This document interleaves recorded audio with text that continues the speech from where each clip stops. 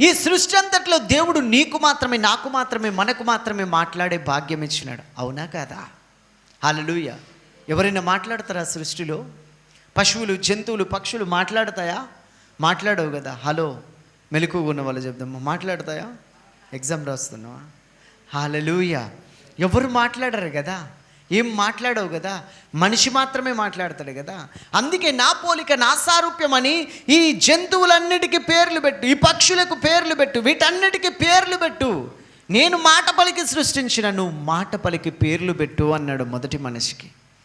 ఈ మనిషి నాలుక గురించి యాకోబు రాస్తూ అంటాడు, అబ్బో నాలుక చిన్న అవయవమే.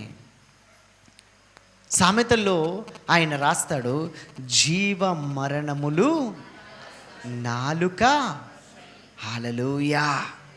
వారి పెదవుల కింద సర్ప విషం ఉన్నదంట, వారి నాలుక వాడిగల మంగలి కత్తి అంట. అమ్మో, హల్లెలూయా.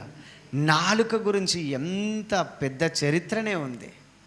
ఏ నరుడును నాలుకను సాధు చేయనేరడు అనంట.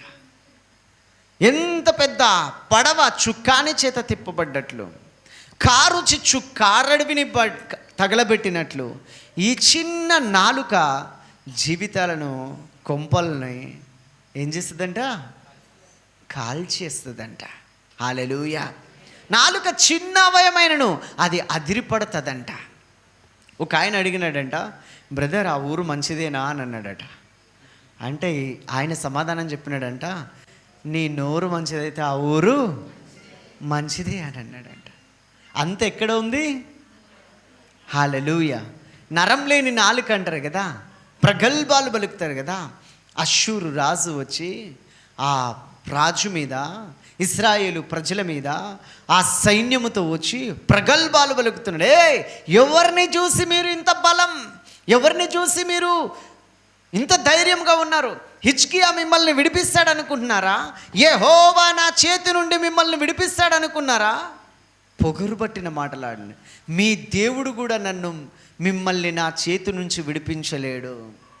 ఏ దేవుడు కూడా నా చేతి నుండి మిమ్మల్ని విడిపించలేడు. మీ పని అయిపోయింది అని అన్నాడు ఒకడు. ప్రగల్భాలు పలికినాడు. ఆ పత్రిక తీసుకెళ్ళి దేవుని సన్నిధిలో పరిచి ప్రార్థన చేసినారనంతే. ఒక్క రాత్రి ఒక్క దేవదూతను దేవుడు పంపినాడా. 185,000 మంది కాల్బలం సైన్యం తెల్లారి లేచి చూసేసరికి మృత కళేబరములైనారంట. పడుకున్నోడు పడుకున్నట్టే, ప్రాణం పోయిందంతే, డెడ్ బాడీస్ అయిపోయినారు.